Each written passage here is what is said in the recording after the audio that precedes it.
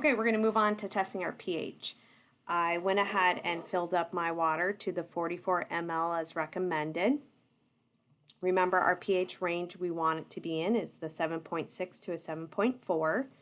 On your pH test directions, it says to go ahead and use our 0004 and add 5 drops in and convert.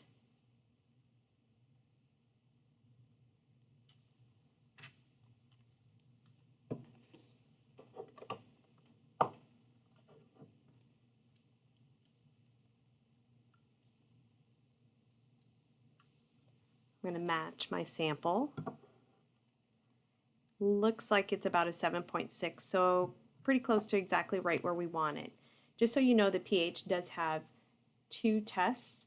That it's a 2-step process. There's a base demand test. If the value was low and you needed to increase it, you would follow the directions for the base demand test.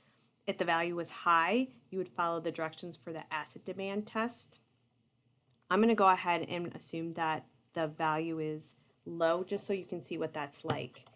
Pretending like this is low, the base demand test says to use R0006, and you're going to add in a drop at a time, and you're going to count your drops till you get to the color that you want.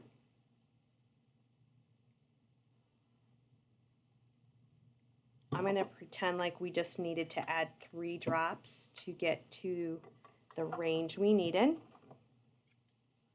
You're going to see that the color is going to be darker now. I'm going to show you later on our cheat sheets on how that is important.